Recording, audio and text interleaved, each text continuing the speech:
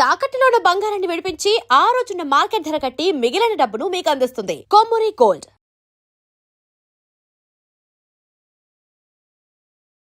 నమస్కారం ముల్లపూడి సత్యనారాయణమూర్తి గారు. నమస్కారం ముఖేష్ అంబానీ గారు. ముఖ్యంగా నాగబంధనం అని చెప్తా ఉంటారు. నిజంగానే నాగబంధనం అనేది ఉందంటారా? ఈ నాగబంధనం వేసి ఉన్నదాన్ని మనం ఎంత ప్రయత్నించినా విప్పడానికి పాములు వెంటనే వస్తాయి, మనల్ని చుట్టుముడతాయి అని చెప్తా ఉంటుంది. ఏంటి అసలు నాగబంధన రహస్యం ఏంటి? నాగబంధనం సినిమా కూడా తీశారు. ఆ సినిమాలో మనకి ఈ మధ్యన మనం చదివాం ఏంటా గుడి, అనంత పద్మనాభ స్వామి.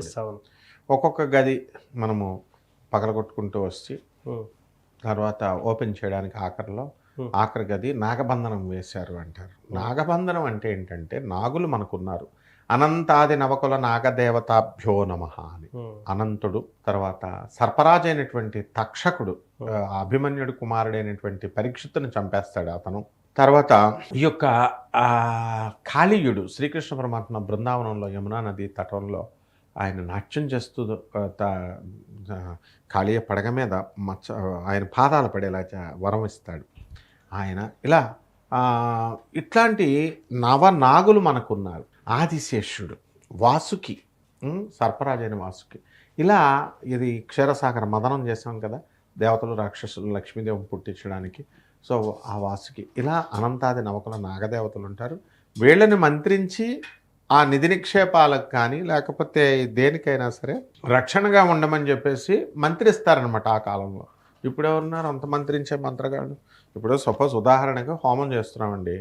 హోమం చేస్తుంటే అప్పుడు ఋషులు హోమం చేసేవారు. జనమేజయుడు సర్పయాగం చేస్తే ఇదిగో చూడండి చక్కగా పైన ఉన్న సర్పాలన్నీ కూడా ఆ హోమంలో పడిపోయాయి. అలాగే వీళ్ళు ఎవరైనా ఏదైనా బ్రహ్మకార్యం చేస్తే, పూజ చేస్తే వెంటనే ఫలితం వచ్చేది. మరి ఇప్పుడు యజ్ఞాలు యాగాదులన్నీ కూడా ఇప్పుడు బ్రాహ్మణులు చేస్తున్నారు. 3 లక్షలు 5 లక్షలు 10 లక్షలు తీసుకుంటున్నారు.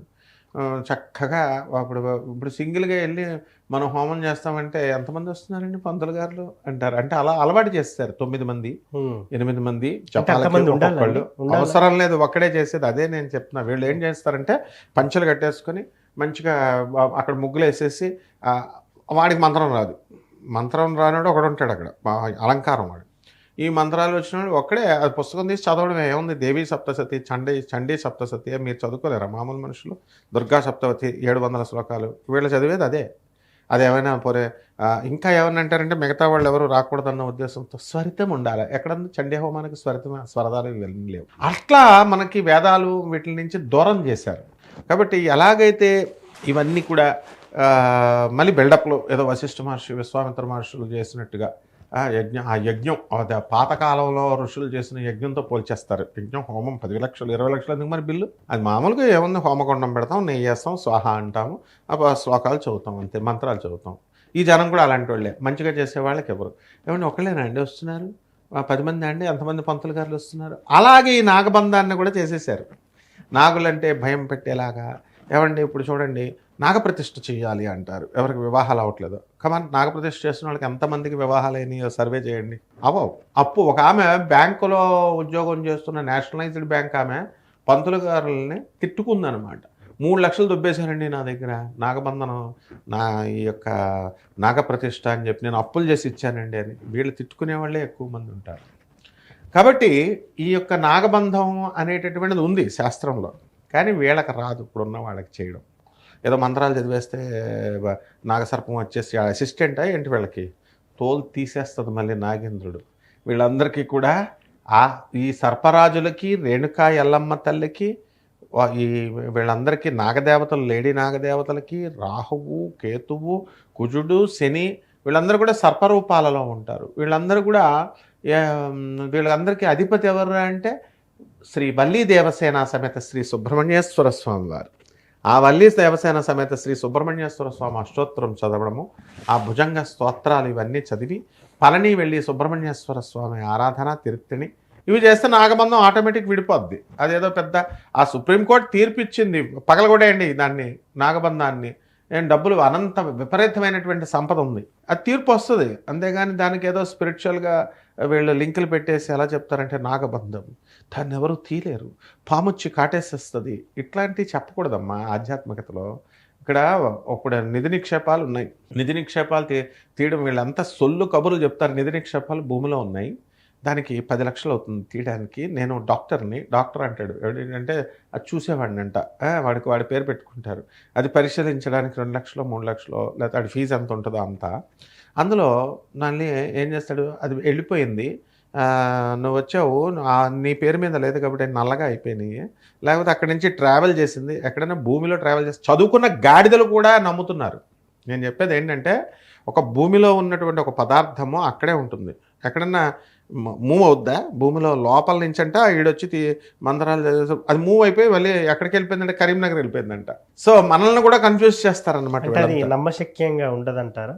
అసలు నమ్మకం కాదు అంటారు, అది నిజమే ఉంటుందా? లిఫ్టింగ్ షిఫ్టింగ్ అవి కూడా అబద్ధం, అంతేనా? అన్ని అబద్ధం. ఇదంతా ఇక్కడ మీ దగ్గర నిధి మీ జేబులో ఉంటే, మీ జేబులో ఉంటే దాన్ని తీసుకుపోయి మళ్ళీ ఎక్కడో షిఫ్ట్ చేస్తారు, లిఫ్టింగ్ షిఫ్టింగ్ ఉంటుంది అంటే గుర్తునే అదంతా అబద్ధం. వీళ్ళకి ఏమన్నా అంత పెద్ద మంత్రగాళ్ళు ఉన్నారా లిఫ్టింగ్ షిఫ్టింగ్లు చేసేసేవాళ్ళు? ఫస్ట్ వీళ్ళు ఇంటికి వెళ్ళి చూస్తే కుండలో గిన్నెల్లో బియ్యం ఉండవు ఆ సాయంత్రానికి. ఇలా మోసాలు చేసి బతకడమే తప్ప ఏముండవు. ఇప్పుడు లలితా సహస్రం ఎందుకు చేసుకోవాలి? పళని సుబ్రహ్మణ్యేశ్వర స్వామి గుడి ఉంది, అక్కడ పంతులు గారులు వాళ్ళంతా ఎందుకు చేస్తారు? రోగాలు కూడా తగ్గిపోతాయి.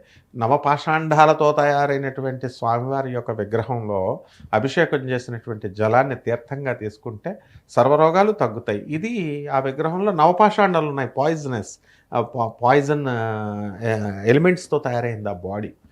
సో ఈ నిధి నిక్షేపాలు వాడికి ఒక్కడిని చూపించండి నిధిని తవ్వి నేను బయటకు తీశానని, ఇమ్మీడియట్ పోలీసులు వస్తారు ఫస్ట్.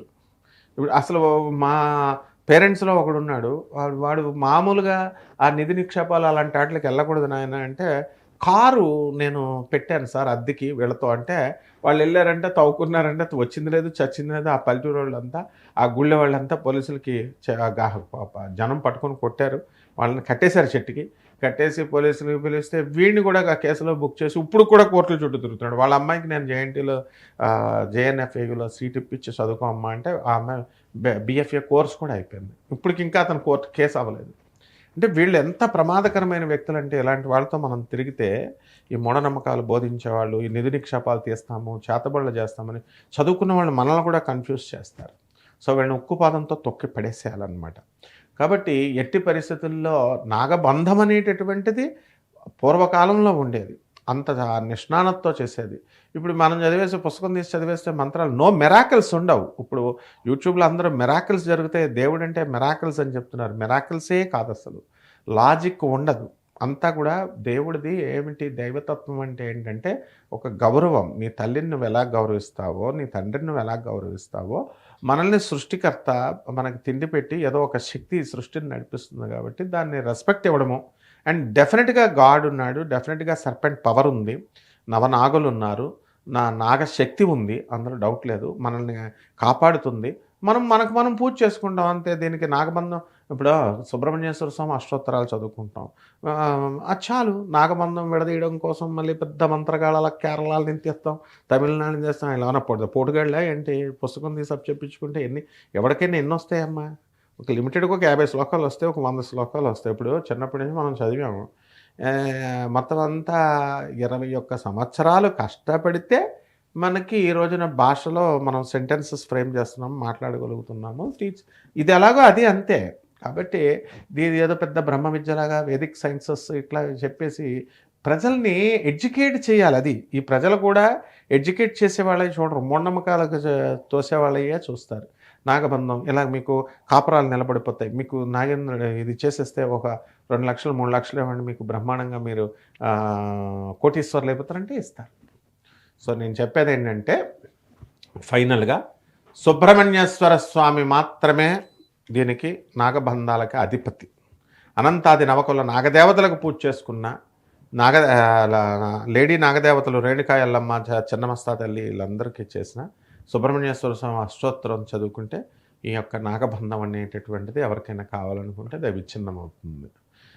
అంతే తప్ప ఈ యొక్క దేవుడికి ఈ యొక్క భక్తుడికి మధ్యలో నో ఏజెంట్స్ అనేవాళ్ళు ఉండకూడదు. వీళ్ళకేమి మంత్రాలు రావు, నాగబంధం చేసేస్తా, నాగబంధం తీసేస్తా, ఇలాంటివి ఉంటే ఎవరు కూడా నమ్మరు.